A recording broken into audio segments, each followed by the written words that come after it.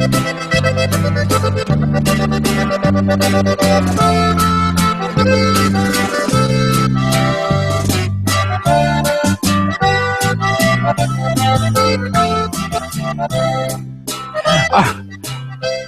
to another edition of the Mexican Soccer Show.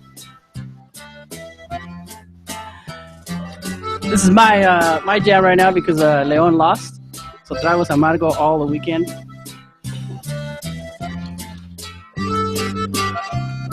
It's another edition of the Monday Night Football.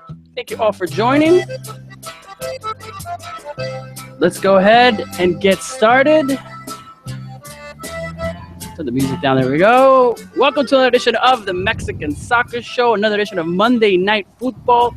This is an all-long podcast dedicated to all things Mexican football. Te voy a esperar. Leon, maybe next season is the theme. We'll be talking all about Liga MX. The finals are finally here. We get to wait a little while before the finals are here, but at least we can finally talk about the winners finally of the tournament. America and Tigres couldn't get more dramatic. People maybe wanted another Clásico, but 7 games already played. It feels like there's too many games for Clásico. So Tigres America in the final. We'll be talking all about the semifinal and what happened. What's happening with Mr. Chicharito Hernandez? Want to have a dry spell? There's lots of news. Club World Cup coming up. America and Tigres have a long break, like we've said, and much more. Let's say hi to everybody that is on the chat. If you're joining us already, if you haven't, please jump on this chat and say hello. Salvador Mares, Norcal Chivas, David Copeland, Mr. Johnny Rico's also on the chat out there, so you can say hello. He's already saying what's up. Adrian Ordonez. All right, but let's get to our experts. Mr. Tom Marshall in Guadalajara. Tom, how's it going, sir? Yo, yeah, not bad. A bit tired, kept up last night by the neighbour doing banda karaoke, but, Oh, you joined in or what? Not at 3 in the morning on a Sunday. Of course, you got to celebrate that America win. You probably were celebrating. Medio nacos, pero bueno. Hey, los americanistas le dijo naco. I didn't say that, I said neighbors. Mr. Naive in Mexico City. Naive, entonces, ¿qué? ¿Vamos a ir al 15 de Ruby o qué? Al 15 de Ruby en San Luis Potosí, ¿no? That's what it was on Facebook with this whole deal of. I mean, it was funny because it was during the weekend and all my friends were like, ¿Quieres ir a los 15 de Ruby? And I was like, who the heck is Ruby? And then of course, you notice on Facebook how this whole thing blew up. That's what we're going to talk about today. Forget the Mexican Soccer Show. He was going anyways. Everybody went already, and they were saying que bailaron toda la noche and whatnot. So no, it's good. It's good to be here with Tom, Johnny, and Wiso and talk about what's been going on in Mexican football. I mean, I think for America fans, I think it's been a nice start of the month. We'll see how it continues as it moves along. Definitely for Americanistas. Happy, taking over the rival, then coming in, and Necaxa, the younger cousin brother. Gotta give it up to Necaxa and the fans. Who would have thought? Let's go to Mr. Americanista himself. Johnny Rico is on with us tonight. Proud. It's funny how Johnny only shows up when they win. Because before that, you weren't anywhere after the Clásico. We were looking at you. All of a sudden, proud Johnny. How's it going, man? San Diego, Tijuana area? I'm all right. I've been busy writing a book. That's right. Well, you're done with the book. All right. You guys coming out. We're going to give you guys... Just finished. Yeah. I just finished. I'm back on. All right. Well, we'll be talking a little bit towards the end about a great little piece of reading for you guys to definitely take part in. The first edition. So we'll talk all about it. But like I said, if you have not joined the chat, please do so. There's so many people already talking. Looking for dates for the Quince, Ruby's Quince already. So if you're there, you want to go. There's a lot of talks already. Because I am an Americanista and soon to be a published author, I've already been offered the Chambelán de Honor position. Well, there You you guys go. can roll with me. You guys can roll with me. There you go. There you go. All right, guys, let's go ahead and jump to it. Lots and lots of topics. First topic of the day. Jump into it. Las semifinales. León, Tigres, and Necaxa America. I think the what people were expecting, especially on my side. It was almost an underdog story, especially for Necaxa and León. And it looks like the teams that were supposed to win one. Tom, let's hear from you first. Talk about the Necaxa America. Necaxa did well. Applaud their fans, applaud their team, but towards the end, it looked like 70 minutes of great football from Necaxa, but the giant America takes over in the second leg. Tom. Yeah, I mean, Necaxa, I think the fairy tale of the whole season. I mean, teams don't usually get promoted, and then all of a sudden, they're in the semi-final. So I think Poncho Sosa has done an amazing job. I think the way they play, they've got a real identity. A lot of people didn't like it. A lot of people at halftime were like, Necaxa have got to score. Why they're not coming out? And it's like, well, they played that way all season, and they've done really well, and they made it to the semi. And Moises Munoz had a good game. America obviously a really good team, and obviously when Necaxa just opened up that little bit, then it gave America's probably superior individuals to come forward, and William Da Silva was amazing. And I think it's overall, I think it's a great final, and I think if you look at Mexican football over the last 3 years, say 3-4 years, it's the best final in terms of the quality of the teams and the consistency. American and Tigres have been the two consistently good teams. So I think for all those reasons, it's going to be a great final. The only negatives that we've got to wait now, and it's like, I don't know, it just leaves a sour taste, because I mean, I just think Tigres are a significant disadvantage now going into the final. You think it's a disadvantage? I think Yeah, it's an advantage. They got to travel. I'm sorry, I hit the start, but a rest, 2 days of vacation. America going in, traveling to Japan, the food, the games, the extra, and then coming back and playing. I think it's an advantage for Tigres. No, I mean, always, basically to not do anything for almost 3 weeks, not play a competitive game. I mean, you basically have to go through a preseason again, and Tigres are not going to be able to given that opportunity. So I disagree. I just think America, obviously the travel and the time difference is going to impact them. But at the end of the day, they're going to play like 2 or possibly 3 competitive games. So they're going to keep in the rhythm of playing every few days. And it's like, you can't replicate that. There's nothing Tigres can do to replicate that. It's just, you can train all you want, but you're not going to be able to get that, that level. So I just see it the opposite way. I think it's an advantage for America.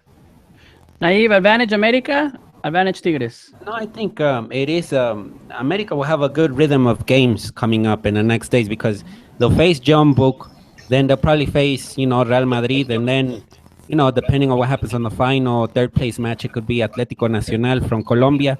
Those are 3 competitive games for America. And I think here is where I think when I see the whole deal, it's just that America is catching its best football barely at this stage of the season, and I think it will improve in Japan with the accumulations of games and accumulations of practices. In the best football with La Volpe, we've basically seen it in the last 2 weeks, with America. So I think that's going to improve a lot over there in Japan. And Tigres is just going to be stalled. I don't know what's gonna. They can go to the hypnotist every day, right. And see if they can sort of make them feel that they're actually playing, and then wake up and realize that they're not playing. So I mean, I think they have that advantage, the Tigres. That's a lot of travel. I'm telling you, I'd rather have a rested, keep rhythm. I think what Tigres is gonna go in there 5-6 days before to acclimate, train, and be ready for. Let's say if America, decides to play well and does, show at Club World Cup, I don't even have wood to knock on. But at the same time, I think the traveling coming back and forth and all of that, I think it will affect. Or, Yeah, I don't think it's a bad. It's not ideal either. I mean, I think the other thing. Well, I mean, Ivan Cañada over at ESPN Mexico spoke to. I can't remember his name now, but a physical preparation trainer, a fitness coach, and he basically said, there's no doubt about it, Tigres at a disadvantage. But the other thing is, obviously, it's not just about the physical side. It's about the mental side of coming into this final, and I think a lot of that what you were saying there, Weasel, and touching upon, it'll depend a lot on how America do over there. Mm-hmm. If they go win the first game, set up a good game against Real Madrid, obviously win against Real. Why not beat Real Madrid? Beat Real Madrid. No, but they play a decent game against Real Madrid. They go into that the third place playoff. They get third place, and all of a sudden, mentally coming in then to the final. All right, yeah, obviously the travel is going to be difficult, but you assume they've got all that sorted. They've arranged all that kind of to get for it to be as good as possible. And you think that but on the other hand, if they lose that first game, then all of a sudden they're in that seventh place playoff or whatever, and then they come back, and then it's like, right, the pressure's really really on now, and I don't know. Johnny. I think I think it's a benefit America. I think the playing time is going to be good. I just hope that Ricardo Lavolpe has his priorities straight, and that winning the league title is way more important than putting on a pretty face at basically a friendly tournament. This tournament holds no real relevance. Come on, Johnny, it's your 100 años. This is huge. Yes, and I want a league title to celebrate the. You've had a league title before. I don't want a third place finish when I can have a league title. I'd rather have the league title, and I hope La Volpe keeps his eye on the prize and doesn't overplay the important players in this friendly tournament. Johnny, hold on. Before we say anything, are you content with La Volpe? Because this is going to be a very first time. I think you are, since Turco Mohamed. Can we get a yes from you? At the moment, yes. Okay. But when La Volpe signed, I said till the end of the season, title or no title, we need a long-term manager to start January. And then, really quick, Tom, to get Johnny. Well, what do you think about America not having the home? Obviously, not closing in the Azteca. You and I were talking before the show, trying to think back the last time America won a final. Then it wasn't at the Azteca. And if anybody of the reader, we're trying to figure out. We couldn't do a little research, but winning. I mean, you would have to win in Monterrey, and I just think the Azteca has been, one of the reasons why America has won. It's going to be a challenge. I'm not going to lie, because we saw it last season in the semifinals. America beat Monterrey 1-0 at Azteca, and went back to Monterrey. And I mean, it took Monterrey a very controversial penalty kick to eliminate America in the semifinals, but closing out the series away from home was a bit of a struggle. So. But it's something that I think America can overcome, because the tendency with the La Volpe era has been win at home, even if it's not by much, but win at home and draw on the road. And I think that that combination will give America the 13th championship. There it is. 2 weeks, Tom. Christmas. Dave and I were talking about this. It's like, all right, how's everybody feeling about that game on Christmas? And great to see it, because, I mean, when you watch, when you go back to NFL games or NBA games, you usually have during holidays. But as journalists, you got to go on Christmas to cover this game. I'm going to be in England, so I won't be there. There you go. Like, I mean, what am I going to do? It's funny, because Naive even said, he goes, no one's going to go. Like, none of us. You're going to be in Houston. You're going to be in Manchester. But it's kind of odd. I don't know. I think there's two ways of looking at it. It's like, obviously, the gap's not good. I don't think anybody can say, oh, it's great to have a gap. But if you look at the date, the 25th, like, especially if in Mexico and, Mexican Americans, it's like, I don't know, you spend Christmas in Mexico, and it's like, obviously, the 24th is the big day and everyone gets together. 25th is like, all right, what do we do? Hangover day. And you're like, and you kind of feel obliged to kind of see other family or maybe friends and stuff. And now it's like you've got this Liga MX final, and it's like America are playing, especially America, and you've got the Tigres of Gignac. This one, I think it's going to go down as one of the great Liga MX teams. And then all of a sudden you've got this final, and it's like, everybody's going to be tuning in to watch it. I think the viewing figures are going to be massive. It's impressive. Everyone. Even if you're not an America fan, you watch America to see them lose. I mean, the most loved, it's a final and hated team. You're gonna watch a final too. Think about it. The Clásico Nacional was on Thanksgiving, and now America Tigres on Christmas. And the thing that Tom mentioned at the beginning is really important. I think Tigres and America represent, in this decade, I think those are like some of the most winningest clubs in Mexico. And Tigres could have done even bigger. Imagine if Tigres had won the Libertadores a couple of seasons ago and they came into this final in that fashion. I mean, it would be the finals of the finals, La madre de todas las finales, they say it in Mexico now. It's just the truth. I mean, Tigres is doing a lot of stuff that one would have assumed that America would be doing. But America has a new system with Ricardo Peláez. And this system of bringing in players that are proven in Liga MX is working. I mean, look at William da Silva. Look at Silvio Romero. Look at, players, even Renato Ibarra, who came from the Netherlands. Silvio Romero has been very unimpressive the last 3 games. But in the season, he was good, Johnny. I mean, I'm looking at the whole picture here. Maybe if Silvio Romero hadn't scored the 10 goals, he scored 10 goals. Not even Pipa Benedetto did that in the regular season. Bam! So look, I mean, stab in the heart right there. Peralta. You'd rather have look at Peralta too. You'd rather have Benedetto and Tevez. Wait, is Marchesín coming in now? It's a big slap in the face to Moises. Boy, it can be viewed like that. I mean, we got to recognize that Moises has been as a refuerzo to the Club World Cup, right? Because this is what we're doing. We're looking for the refuerzos. You bring in Marchesín, which I think Moises Muñoz has been doing a great job. Marchesín will start next season, Wilson. It will even worse. There goes Moises. Yes, but the thing, real quick, Johnny, and then I'll let you say your point. With Moises, I think he's already reaching an old age, and Marchesín is one of the best goalkeepers in the Americas. So you need a top goalkeeper in America, and Marchesín is one. Let it be. And if Moises wants to stay to compete against Marchesín, let it happen. That'd be nice. But if Moises wants to play, and I think Xolos is looking for Moises. So, let it be if he goes to Xolos. I think Moises did already what he had to do, like Layún did what he had to do, like Raúl Jiménez. His chapter is probably over already. Let Marchesín and he'll make his own chapter.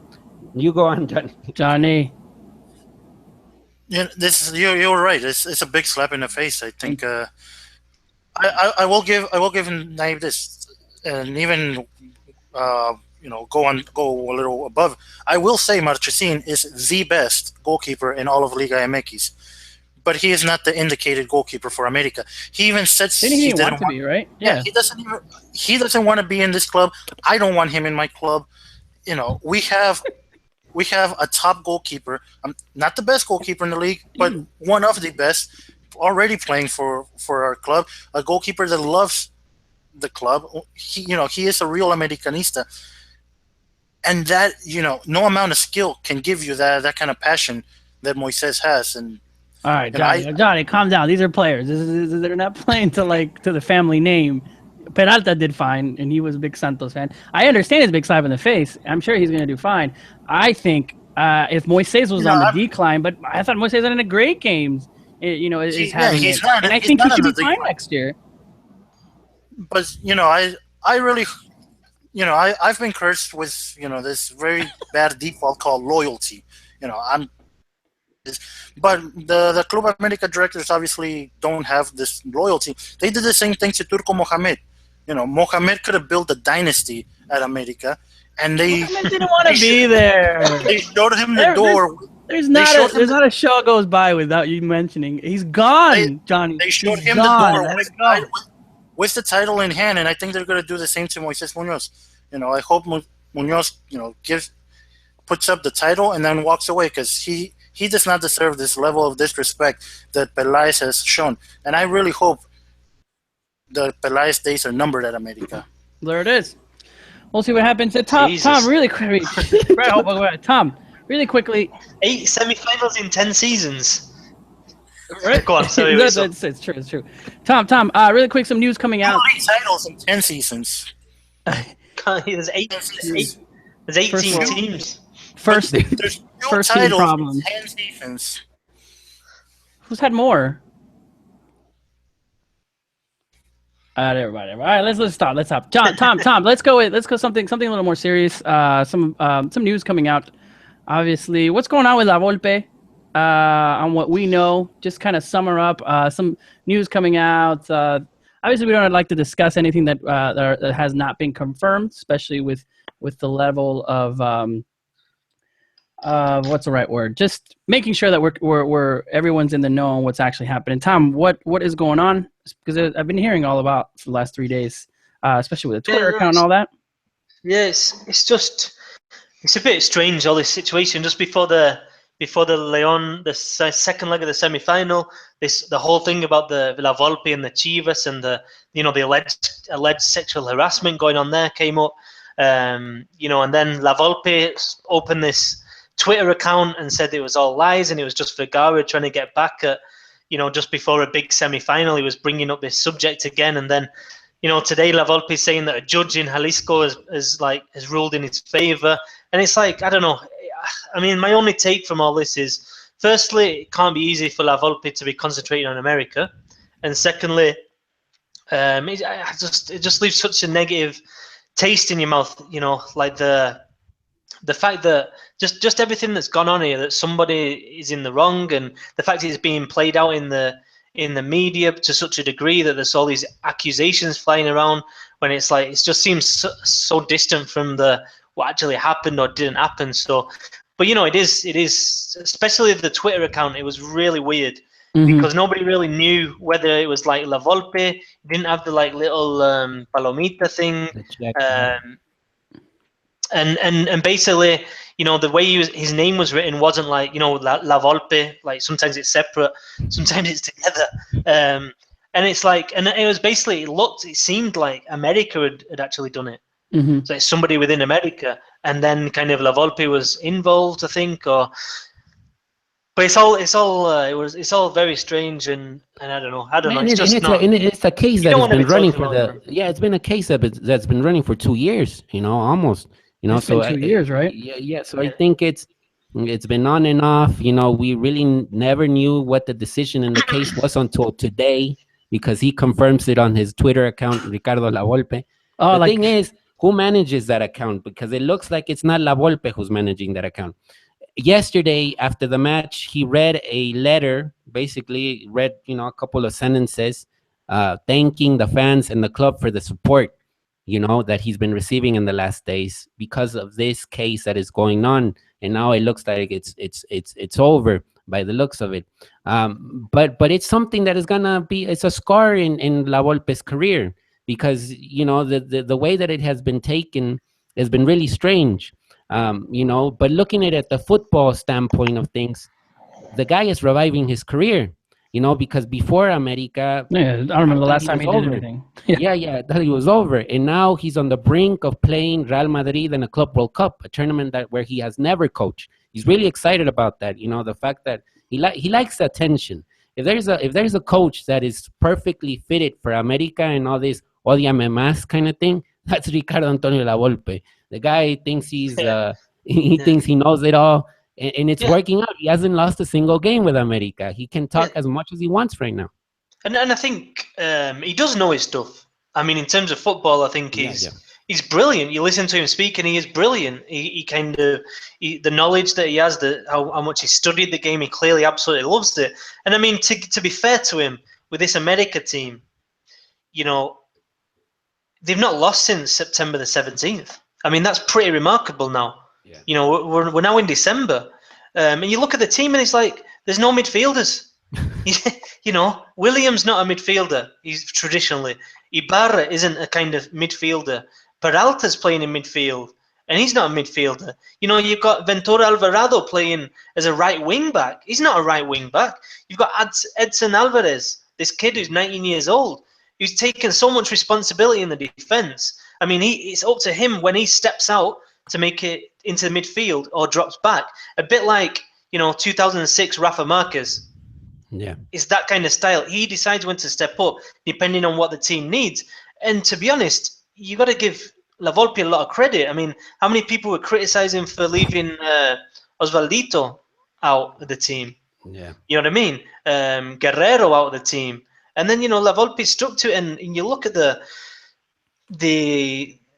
explosivity in the midfield with William. We've seen him, really. I mean, he's a threat even from a kind of holding role. Then you've got Ibarra there. I mean, I don't know. He's put together this team. I think what is key here with America was the FIFA break in November. I think that's the difference. That's where Edson Alvarez, started to get the details right. That's where William started to get the details. That's where Ventura Alvarado started to get the. Ventura is leaving America to Santos. We haven't mentioned that. Osvaldo Martinez is going to Santos as well. Hugo Gonzalez, the backup keeper to Muñoz, it looks like he's going to Monterrey. All of this stuff that is going on off the field and trying to manage the squad, I think it's really remarkable the way that he sort of revived America, because with Zambriz, the team didn't have a direction, and now they have a good idea of how to play the game, and it's working out. Change the subject. You mentioned the transfers to Santos. I gotta put this out there. It was a very classless move by Santos to make the announcements. I think it's very poor taste in that organization to involve players that are still in competition just because they're sitting on their hands, just because they were not good enough to be playing in these stages of the tournament. They had no right to go mess with something that's ongoing the way they did. Well, why are they signing stuff if they're still playing, though? No, the negotiations between directors. Yeah, negotiations, but you usually don't make it public. I mean, if they already said they're signed, they have the league out. They're the ones that are doing it. No, I get the negotiations between directors and signing contracts because the transfer window is very short. So I get that they're doing that, but to publicly announce the transfers, that's what really bothers me from the Santos organization. I think it's very classless. I think it's Well, it is. I don't know. Isn't it because of the longer season too? I mean, they would announce it. They'd be announcing it. I don't know. I don't see such a big deal. Tricky. It's tricky. No doubt about it. Yeah. I mean, it's tricky, and it's just part of the deals. I mean, Iraragorri said that they made it public because the team started preseason yesterday, so of course they want to close the squad as soon as possible. However, Osvaldito and Ventura will probably not arrive until January.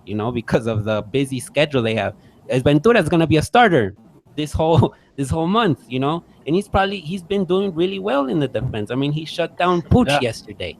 I mean, that's the thing that I don't get, but that's decisions that the directors have to do,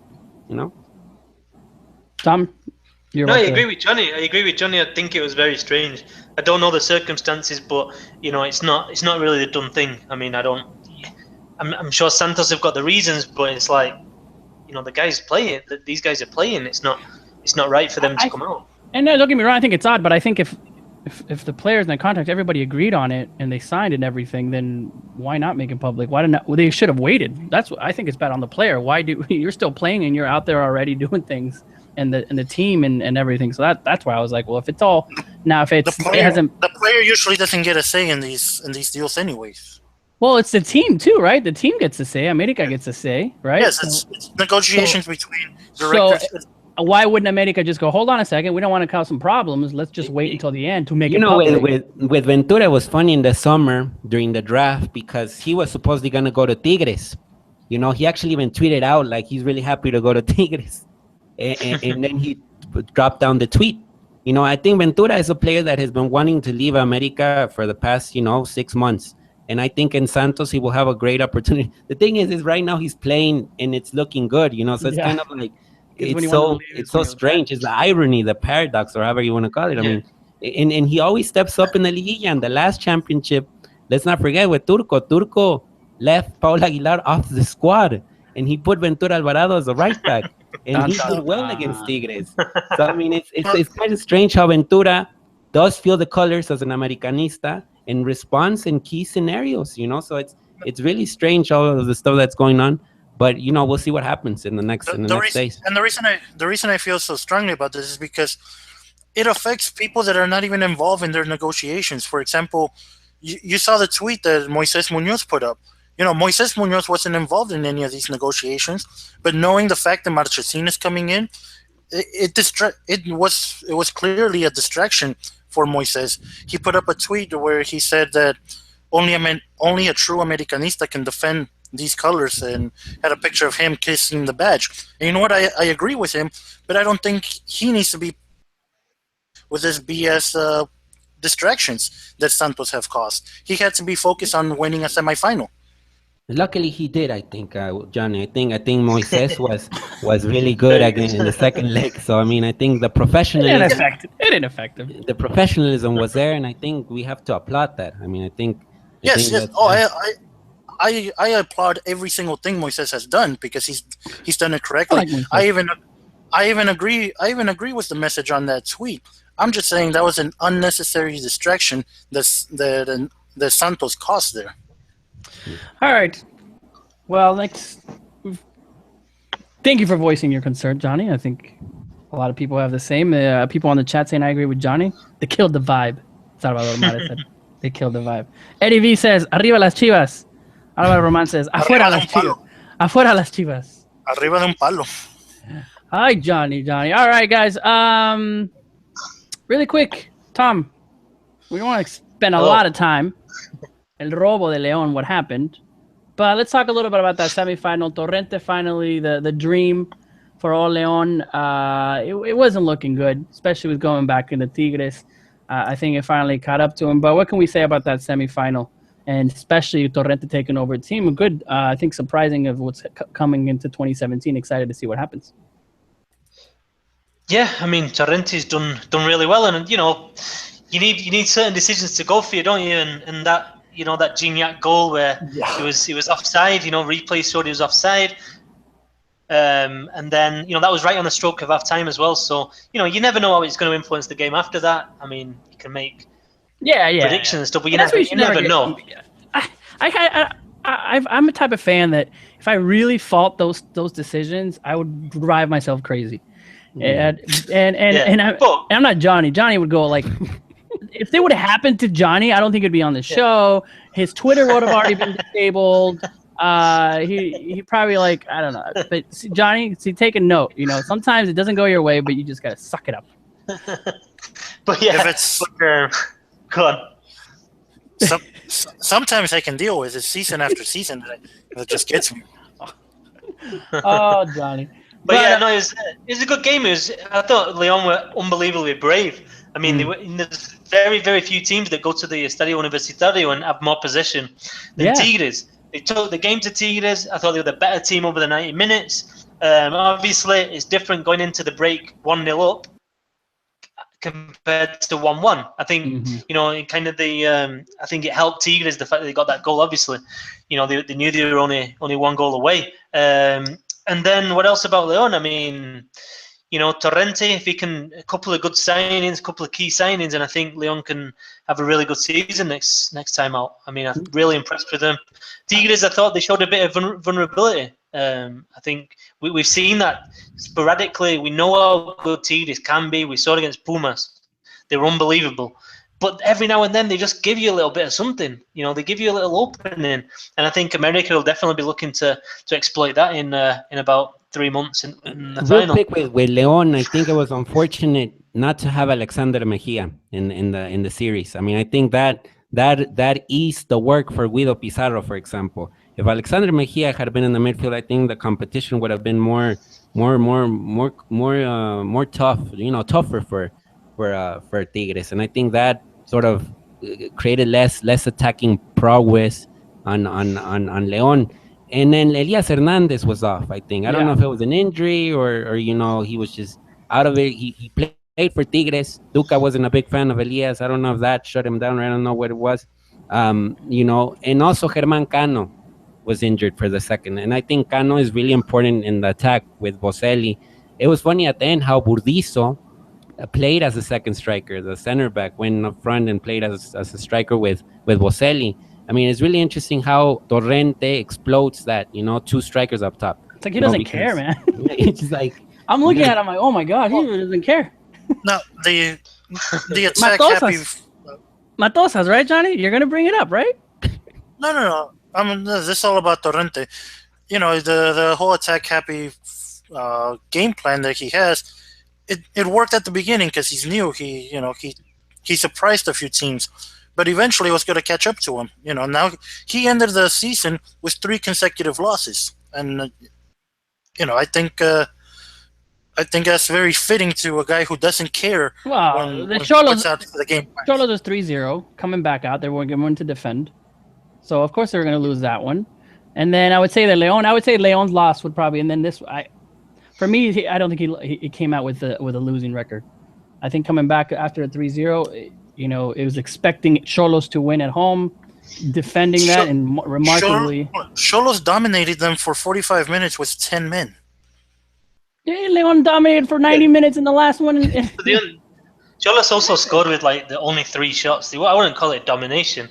I think they were absolutely clinical in front of goal. And I think that the series against Tigres, which really is the acid test for any Liga MX team, is a ida y vuelta series against Tigres. I mean, for me, they're the best team, and Leon, at the end of the day, it was pretty even. I mean, you look at the home leg, obviously Gignac with an unbelievable goal. But it was a pretty even game overall over the 90 minutes. And then you look at the second leg, and again, Gignac scores a really amazing goal, which turned out to be offside, and it's like, you look at that over the 180 minutes, and you think Ferretti's been there 6 years, Torrente's been there, 2-3 months, and you think Leon did a pretty good job there, and it's just those little fine details, those moments of the game where you need a bit of luck as well, and I don't think Leon had that against Tigres. Yeah. I'm down for a third match, third place match. Why not?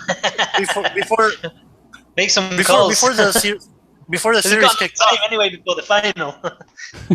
I'm telling you, right? Sorry, Johnny, go ahead. Before the Leon Tigres series kicked off, I had mentioned that Tuca Ferretti was just going to make a meal out of the attack-happy Leon side. And I think he did. That first game was very cold and calculating Tigres that just waited out Leon. And typical Tuca. Yes, it was going to happen. Typical Tuca, but, Leon just played right into it. If everyone could see it coming, why did Leon play right into the game plan? Well, because it's worked, and at home they haven't lost at home. Boselli had a miss too, and Boselli's been off. That if it's something, it's Boselli's been off. I honestly don't think that tactically Ferretti was got one over on Torrente in that series. I think if anything, Torrente going to Tigres and, like I said, having more possession, having more shots, I think that's pretty impressive against the Tigres team. And I think the home game, I just think it was an even game. And obviously you've got someone like Gignac, who's a French international, and they made the difference. Those are the players that made the difference. Tigres have got 2 Argentine internationals and a French international in the team.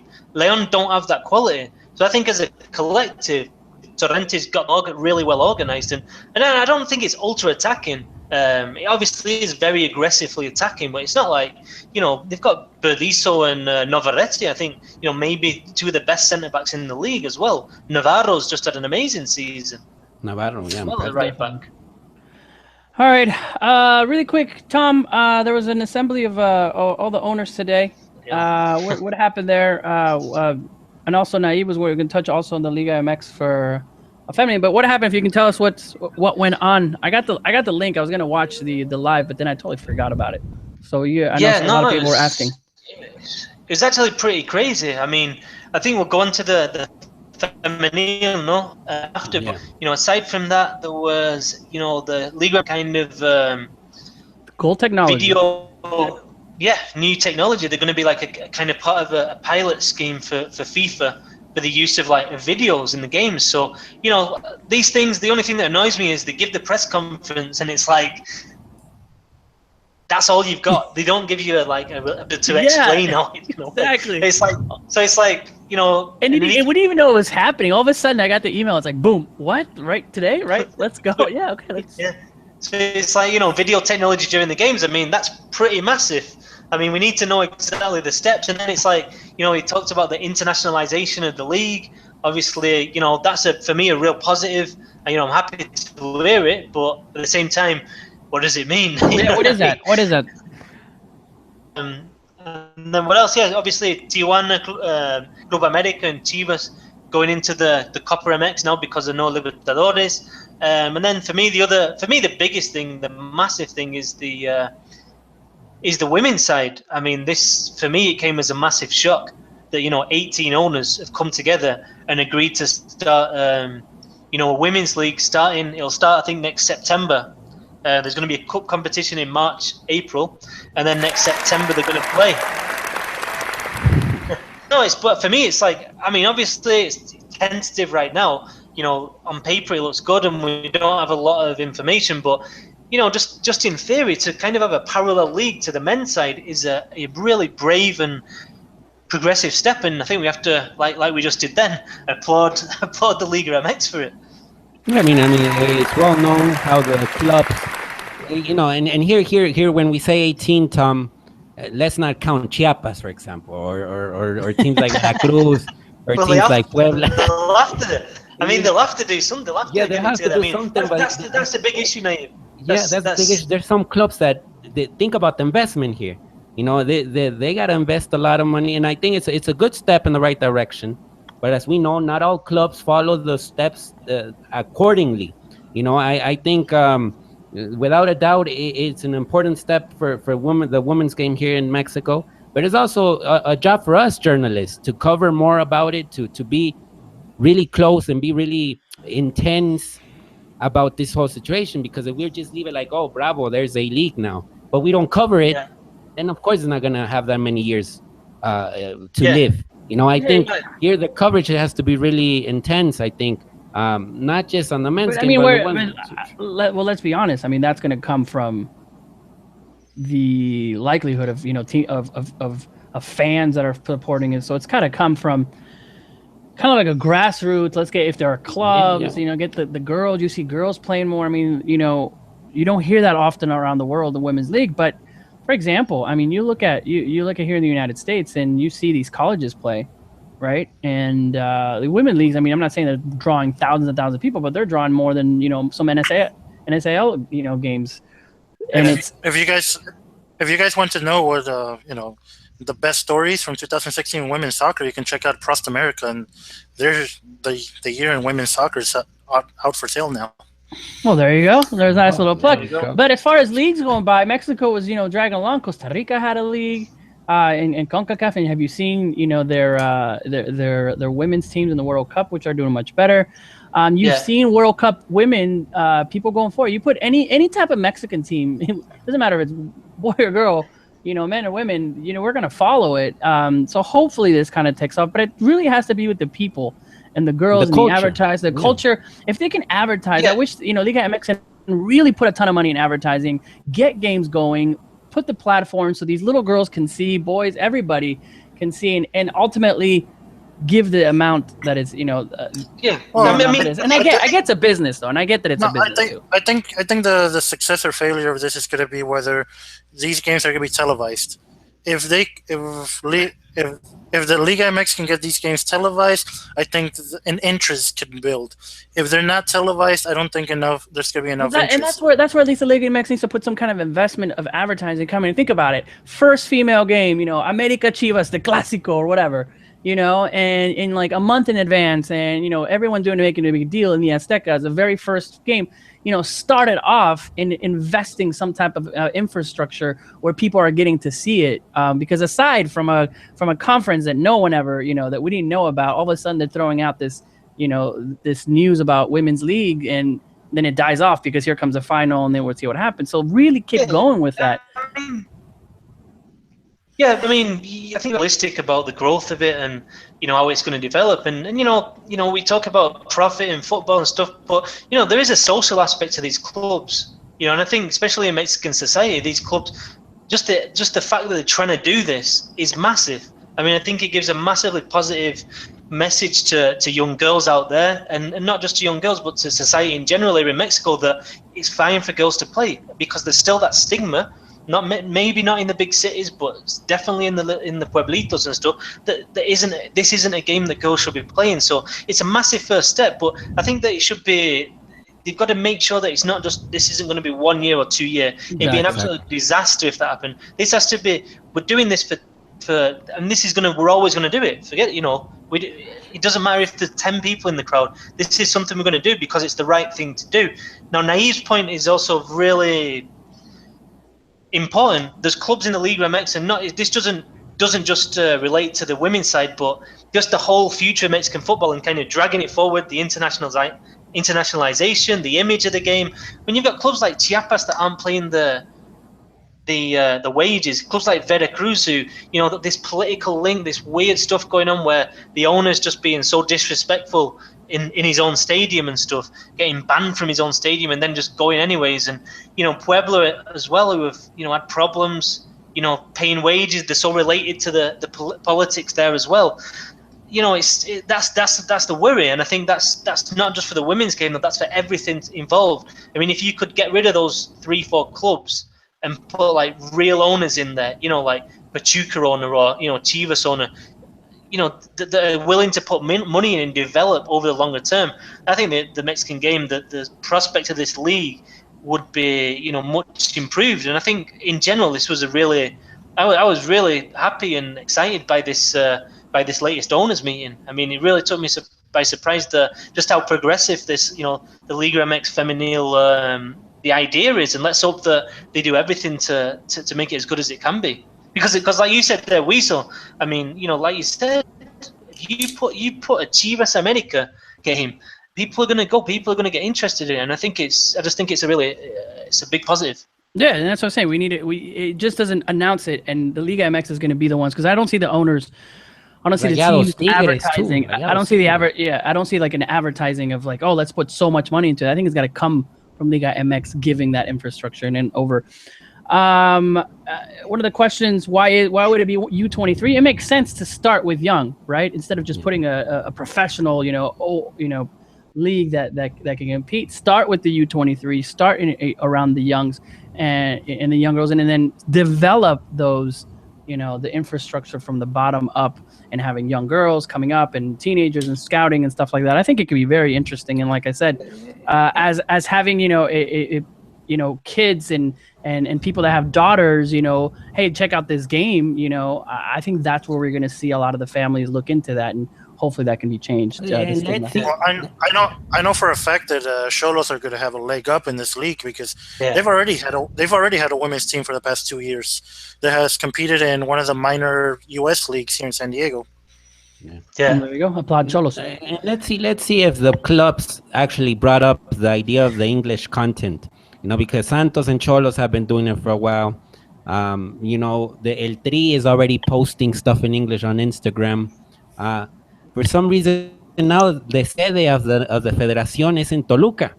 It's not in Mexico City. Now it's over there in Toluca. So I don't know why they did it that far away, or why the land is cheaper to build stuff, I guess, or whatnot. But there's a lot of changes there, and maybe that will be a good step. Now more English accounts coming up in the next few years. It would be amazing. I mean, imagine if Chivas and America open one. I think that will be huge. No, definitely will be huge. Tom, and then just really quick on the technology side of it. When they were mentioning this is partnership, are there other leagues that are piloting this? As far as Mexico was the first one to use the spray, and now it's used everywhere. Yeah. We were revolutionaries on that. Argentina was the first spray. Mexico Are you sure? grabbed it. Yep. Mexico grabbed it out of Argentina. Like everything in Mexican soccer, we grabbed it from Argentina. Yeah, right. For some reason, I always thought it was Mexico, but that's pretty huge. Mexico being the Liga MX being a pilot league into, I'm sure they're looking at the of 2018 to the World Cup, right? Yeah, and we'll see what the actual details are, but it's going to be interesting. Obviously, it's going to bring the Mexican League some attention as well, which is obviously good. But they're going to try it as well at the Confederations Cup. So, we're going to see how it develops. I think it's going to be in the Confederations Cup first, and then I believe it'll be the Apertura 2017 where it'll start in Mexico. So we'll have a sneak preview the Confederations Cup over there in Russia. We're gonna get little flags. You're gonna see Antonio La Volpe with throwing out a flag when can you imagine? Tomas boy. Oh man. All right. Our show's about to end. Great show, especially on Liga MX. Really quick to touch on a subject that you're starting to hear a little bit more about, Chicharito. People have criticized us that we are this big Chicharito fan club and we never criticize him, and it's crazy. And it's good to criticize a player that I think about 3 weeks ago you're just kind of like, all right, we're so used to him scoring on a regular basis, and all of a sudden it's been a while since he has scored. We've known that players go through dry spells here and there, but at the same time, if we're going to compare him against world players, not scoring for this many games is a little bit concerning. Some extracurricular stuff. I think he's getting married. That's kind of putting it out there.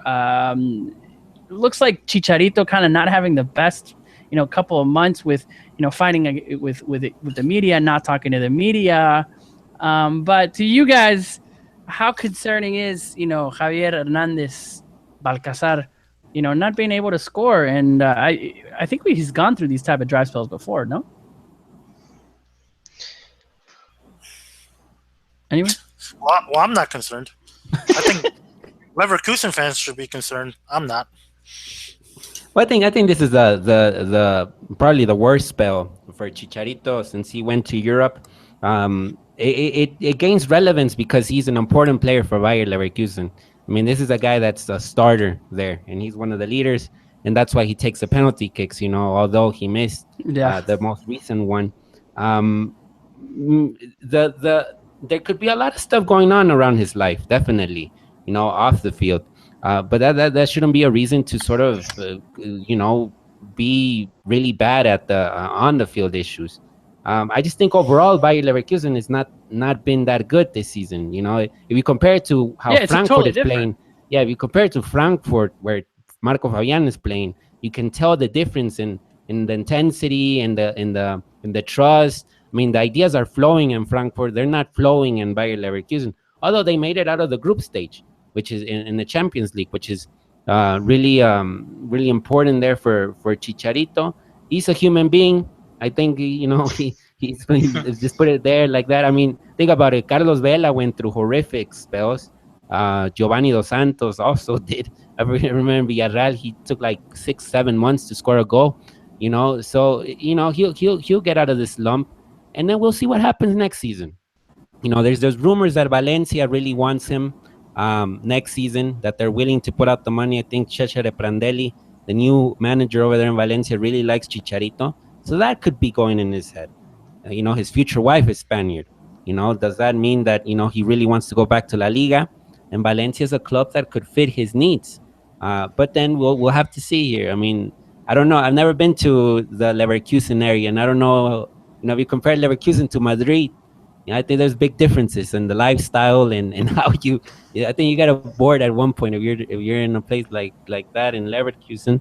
But that's those are issues that he has to be able to manage. He's a professional, and he's still on the verge of becoming the most historic striker for El Tri. It's just a matter of 2 goals. 13 games is the drought, Tom. Yeah, it's a drought. I don't know. I mean, he's going to score a goal again, isn't he? At some point. He's going to score tomorrow. Yeah, he's going to score goals. I mean, it's what he does. I think Naib's point that, he's so important for Leverkusen. And I think there's 2 kind of facets to that. One, when he's not in form, obviously the team struggles. And 2, the other team know that.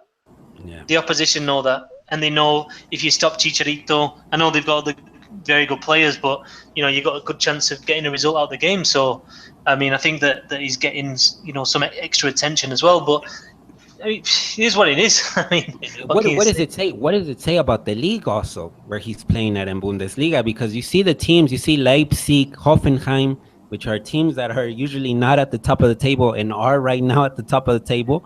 It tells you a little bit of how this league is advancing. I think Chicharito nailed it when he described that the Bundesliga has the intensity of the Premier League, but it has the tactical knowledge that La Liga has, and the way the spaces are sort of covered up. It's not an easy league here.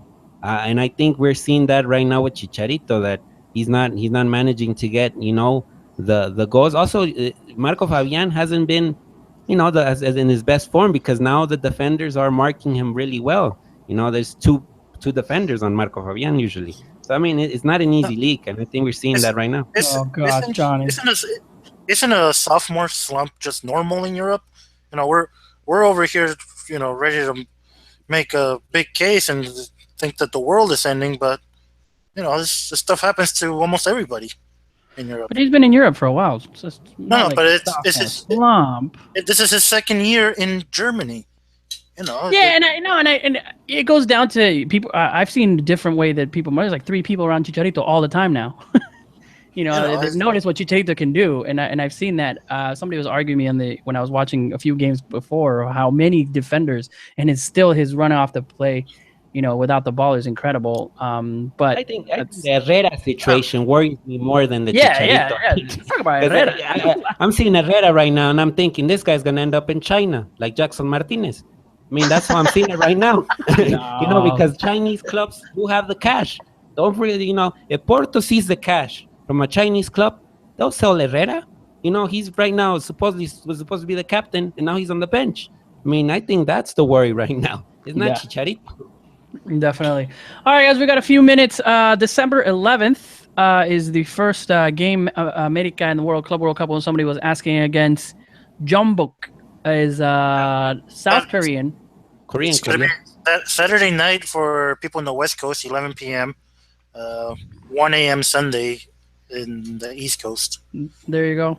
Jeonbuk, a South Korean team, mostly. It's not going to have like the Scolari influence like last year. There's a Brazilian team. Right, there's a couple of Brazilians on there. As far as I know, I don't know anything about this team. All I know is that it is it's Hyundai. It's Jeonbuk Hyundai Motors FC. So, got a good engine. Good engine in midfield. It's got a good engine. Hyundai stepped up, man. Hybrid engine. Hybrid engine. But let's be honest. It's not Toyota. America, again, the Club World Cup. We've seen teams. We haven't really. We don't get excited about the Club World Cup anymore because we suck at it. Not because it's a Mickey Mouse tournament. No, because we haven't done well. Because you've seen who was it? Necaxa who got 3rd place. Yeah, I think it was Necaxa. If it would have been Leon up there, or anybody, I would definitely be up there. So comment on the chat. The South Korean Machina. So what do we expect? Again, it looks like our teams, Mexican teams, play against either an Asian team, and here we go. We undervalue them, but it looks like I think the right coach is going with the right mentality because this is something for the coach. Look, what I've seen before is coaches not taking this seriously, traveling, but La Volpe going in and making a name for yourself, just like you said, Naib saying that something for that. But I would say that the last question last night to La Volpe in the press conference was like, what is he looking forward to the most? The Club World Cup or the final in the league? And he didn't specify exactly which one he liked the most, but it was the way that he expressed himself about the Club World Cup. It looked like he really wants to do something there, in Japan. And like Johnny said, I mean, it's a tricky situation, Of course, you don't want to put your full squad, but then again, do it. If they get a good result against Real Madrid, I think that's gonna live for ages. Imagine get a good result against Real Madrid in your centennial. I mean, it doesn't get better than that. I mean, you can. I know the league. And we're still talking about that 4-4 Barcelona Americas. I mean, but first, of course, first Jeonbuk and then Real Madrid. Let's take it step by step. But I think if we compare La Volpe's America to Ambriz's America, I think there's like an ocean of differences. I mean, this team is disciplined. There hasn't been a red card with La Volpe. There's already been a consistent starting 11 in the last 4 games, and I think that's a positive thing to look at. With Ambriz, we always saw different lineups all the time. The guy just didn't know what to do. 5-3-2, 4-4-2. With La Volpe is a 5-3-2. Is the essence that we saw in the Piojo era, because Piojo is a La Volpe student. So now, you have the professor as the coach. Of course, the team is going to be clicking.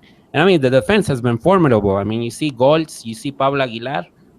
I mean, those players are playing fantastic football. And if you have defensive solidness, I think a lot can happen.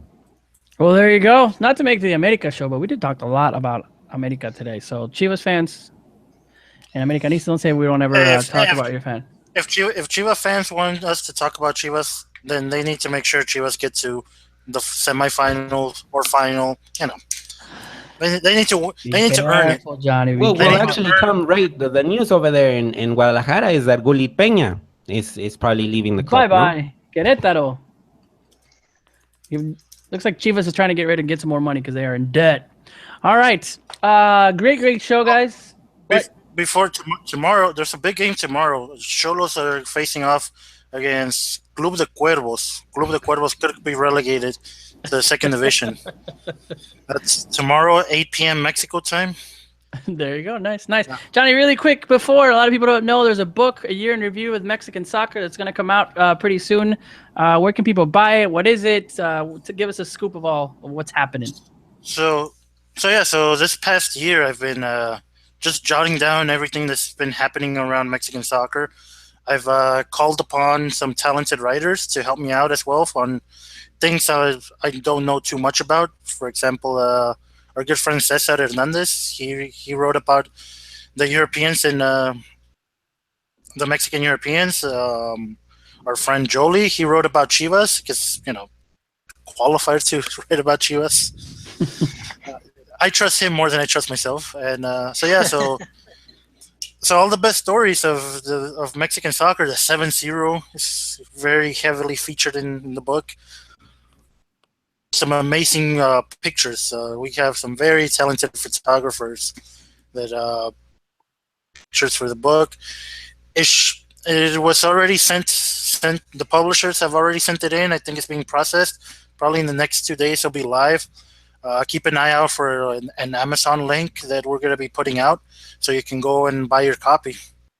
Well, there you go. Makes a great Christmas gift for any soccer fans in your life. There you go, guys. Que nos ayudemos todos a nosotros, and it'd be good. I definitely want to see what's going on in the year, kind of in the year in review Mexican soccer. This is going to be an ongoing thing, so hopefully this is the first edition. This first edition is going to go, like maybe 20 years from now. I got a first edition of the Mexican Review. So who knows? So the past 7 years, all I've really done is write articles for websites. So this is my first kind of venture outside of my comfort zone. Most of my articles were like 600 words, and now I was throwing up like 3,000 words per chapter, and so thrown up. Nice. So it was kind of scary at first, but so this is kind of like a pilot book. We've noticed some mistakes, like the fact that we shouldn't be publishing in December. So from now on, we're going to be publishing one every summer. We're going to review the best stories from every soccer year. So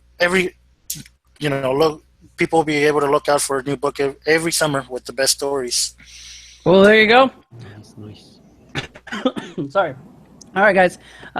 Thank you, Johnny. We'll keep it out of that link. Keep it out for the book, and we'll help definitely spread the words and get your copy. Tom, muchísimas gracias. You go off on vacation, but you're not for a while, right? You're going back to Europa. Next week. Oh, there you go. Might be the last time. All right, Mr. Naib.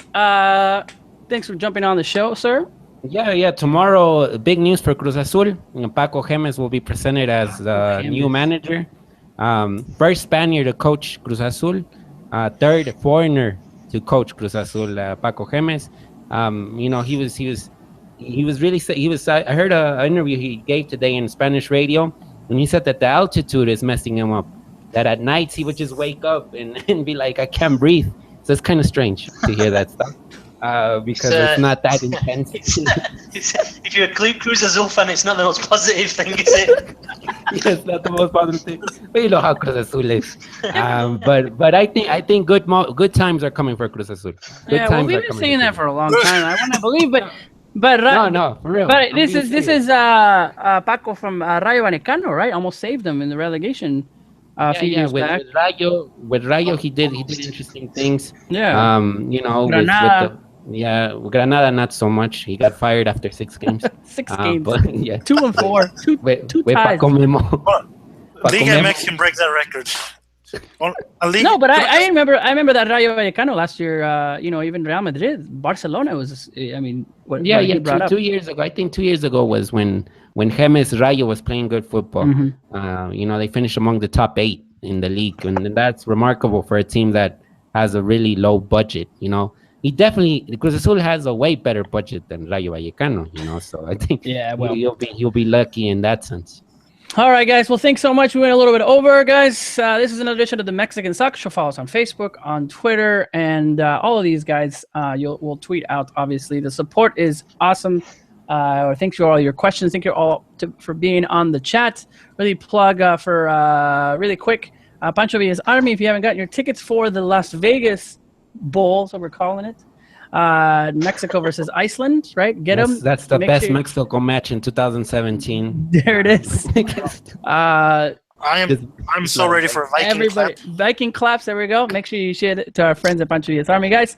Have a wonderful, wonderful night. We'll see you guys next week. We got a few.